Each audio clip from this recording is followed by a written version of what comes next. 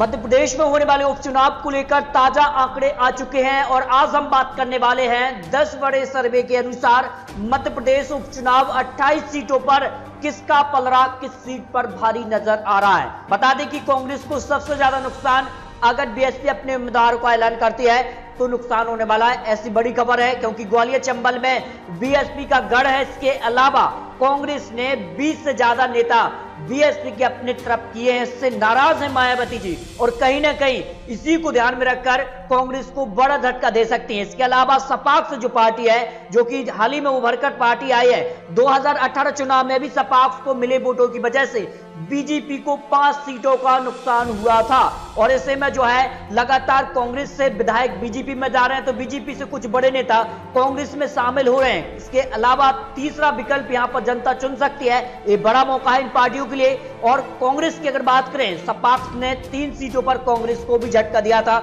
110 सीटों पर चुनाव लड़ा था सपाक्स ने। मध्य प्रदेश की 28 सीटों पर उपचुनाव होना है और 28 विधानसभा सीटों पर 10 बड़े ओपिनियन पोल सामने आ चुके हैं। काफी कुछ आंकड़े बदलते नजर आ रहे हैं ओपिनियन पोल के आधार पर, क्योंकि इस वक्त जो मुद्दे बने हुए हैं उन पर यहां पर चुनावी प्रचार हो रहे हैं तो बड़े दल इन्हीं यहां पर बड़े मुद्दों पर चुनावी मैदान में है। कर्ज माफी का जो मुद्दा है वो बड़ा मुद्दा है और चुनाव में फिर से बड़ा मुद्दा बन रहा है, क्योंकि कर्ज माफी की अगर बात करें तो कांग्रेस ने साफ तौर पर कहा है कि 26,95,000 किसानों का कर्ज माफ कांग्रेस की सरकार ने किया है और आने वाले समय में अन्य जो किसान बाकी थे उनका भी कर्ज माफ होता, तब तक कांग्रेस की सरकार जा चुकी थी। यानी इस पर जो कांग्रेस की तरफ से सवाल पूछा गया कृषि मंत्री से तो बीजेपी ने साफ तौर माना कि यहां पर किसानों का कर्ज माफ हुआ, लेकिन बाद में कांग्रेस की तरफ से जो सवाल था उस पर सफाई बीजेपी की तरफ से आई कि कोई कर्ज माफ नहीं हुआ है और इस पर ही बवाल मचा हुआ है। ये बड़ा मुद्दा है, किसानों को अपनी तरफ आकर्षित करने के लिए कांग्रेस साफ तौर पर कह रही है किसान कर्ज माफी हुई है तो बीजेपी इसको नकारती नजर आ रही है।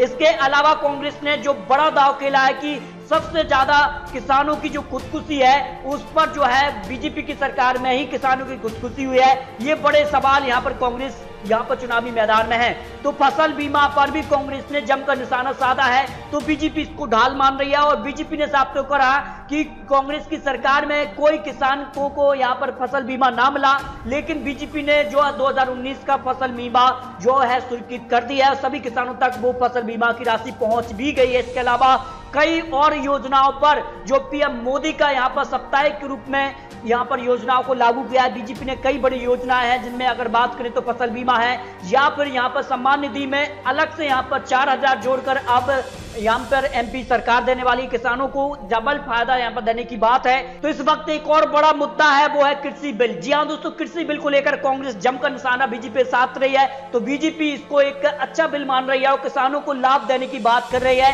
अब बात करते हैं मध्य प्रदेश की 28 सीटों पर बीजेपी का क्या है गढ़। बता दें कि 24 सीटों पर कांग्रेस से आए चेहरों को बीजेपी चुनावी मैदान में उतारने वाली है और क्या होने वाला है इन 24 विधायकों के लिए इसके भी आपको आंकड़े दिखाएंगे। तो कांग्रेस ने पहली लिस्ट में 15 उम्मीदवारों का ऐलान कर दिया, लेकिन दूसरी लिस्ट के नाम भी फाइनल हैं, लेकिन कुछ नामों पर पेंच फंसा हुआ है और वो पेंच बीजेपी से पहली लिस्ट आने के बाद यहां पर सॉल्व होगा, क्योंकि कांग्रेस चाह रही है कि जो नाराज होंगे बीजेपी के पुराने जो बड़े नेता हैं उनको कहीं ना कहीं अपनी तरफ करने का प्रयास यहां पर कांग्रेस का भी जारी है। यानी मध्य प्रदेश उपचुनाव में कांग्रेस विशेष बीजेपी नहीं, अब कहीं ना कहीं बीएसपी का भी अब एक बड़ा रोल होने वाला है और इससे नुकसान किसे होने वाला है। ग्वालियर चंबल सबसे महत्वपूर्ण क्षेत्र है, बीएसपी का भी गढ़ है और सपाक्स ने भी अपने उम्मीदवारों का ऐलान बहुत जल्द करने वाली। सबसे पहले बात करते हैं मध्य प्रदेश की 28 सीटों पर जो के अनुसार अगर बात करें जो बड़े एक्सपर्ट लोग ने आंकड़े रखे हैं सोशल मीडिया पर, जो यहां पर कमेंट मिलते हैं या फिर अन्य जो माध्यम है उनके आधार पर जो आंकड़े हैं, बीजेपी 15 माइनस सीटें यहां पर हो सकती हैं, मिनिमम 15, लेकिन माइनस सीटें यहां पर हो सकती हैं बीजेपी के लिए, क्योंकि सपा और यहां पर बीएसपी के उतरने से कहीं ना कहीं बीजेपी को भी नुकसान है, लेकिन कांग्रेस को सबसे ज्यादा नुकसान हो सकता है। आंकड़ों के हिसाब से कांग्रेस 13 प्लस सीटें यानी 13 से ज्यादा बढ़ सकती है, वो 25 तक भी पहुंच सकते हैं। ये आंकड़े यहां पर निकलकर सामने आ रहे हैं, लेकिन आरएसएस के सर्वे के बाद तो बीजेपी को बड़ा झटका है, क्योंकि आरएसएस ने साफ तौर पर कहा है ज्योतिरादित्य सिंधिया बीजेपी के साथ रहते हैं तो फिर बीजेपी को एक भी सीट उपचुनाव में मिलती नजर नहीं आ रही है। जो बड़े अंदरूनी सर्वे आरएसएस के बड़े एक्सपर्ट लोग ने रखे हैं, जबकि कांग्रेस को 27 में से 27 सीटें मिल सकती हैं इस उपचुनाव में। जो बड़े एक्सपर्ट लोग के आंकड़े हैं, बीजेपी को 13 सीट माइनस हो सकती हैं इस उपचुनाव में। अन्य के खाते में भी जा सकती है। वही 14 सीटें प्लस कर सकती है कांग्रेस, ये बड़ा आंकड़ा, क्योंकि बीएसपी के 28 सीटों पर चुनाव लड़ने से, सपाक्स के चुनावी मैदान में उतरने से कांग्रेस को नुकसान हो सकता है, ऐसा बड़ा एक्सपर्ट लोग ने आंकड़े रखे हैं। इसके अलावा अन्य ओपिनियन पोल की बात की तो बीजेपी को 10 सीटें माइनस यहां पर हो सकती हैं। इस उपचुनाव में बीजेपी को 9 सीट चाहिए, तब जाकर वो सरकार में बरकरार रह पाएंगे। तो कांग्रेस को 28 में से 28 सीटें चाहिए, तब जाकर वो इस उपचुनाव में जीत दर्ज कर पाएंगे। लेकिन अन्य का समर्थन मिलता है तो फिर कांग्रेस की जीत हो सकती है। बता दें आंकड़ों के आधार पर कांग्रेस को 17 सीटें प्लस हो सकती है इस उपचुनाव में, और जो आंकड़े यहां पर निकलकर सामने आ रहे हैं 27 सीटों पर ये सर्वे सामने आया है। इसके अलावा एक और ओपिनियन पोल सामने आ रहा है जिसमें बीजेपी को -10 सीटों के आसपास सीट मिल सकती है, तो कांग्रेस को 17 प्लस सीटें यहां पर हो सकती हैं। यानी कि कांग्रेस का इस ओपिनियन पोल में भी जो है पलड़ा भारी है। लेकिन आने वाले समय में क्या कुछ होने वाला है इसकी भी जानकारी आपको पल पल मिलने वाली है। लेकिन सट्टा बाजार के क्या है आंकड़े? सट्टा बाजार के अनुसार कांग्रेस को 18 सीट मिलने के अनुमान है, तो बीजेपी को 8 सीट यहां पर मिलने का अनुमान है, तो 1 सीट यहां पर बीएसपी के खाते में जा सकती है इस उपचुनाव के लिए, जो बड़े अक्सर लोग ने आंकड़े रखे हैं। लेकिन कांग्रेस के अपने सर्वे में क्या है कुछ आंकड़े उपचुनाव के लिए? कांग्रेस ने जो सर्वे करा है निक्सन और यहां पर कह सकते हैं एक्सेस जो इंडिया है उसने भी सर्वे दिया है, उसके आधार पर कांग्रेस को 27 में 22 सीटों पर जीत मिलती नजर आ रही है, जबकि 2 सीटों पर कड़ी टक्कर है और 3 सीटों पर यहां पर बीजेपी की जीत दिखाई गई है। एक्सेस इंडिया का क्या है यहां पर सर्वे?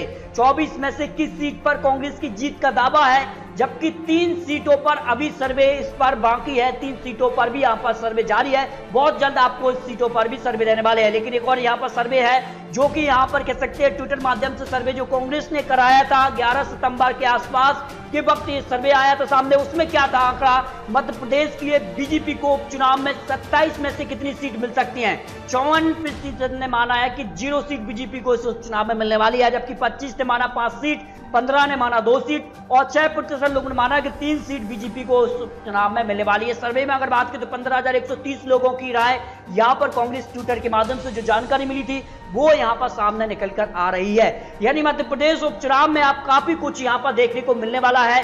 मध्य प्रदेश में अगर बात करें तो अब 4 पार्टी यहां पर चुनावी मैदान में उतरने वाली हैं।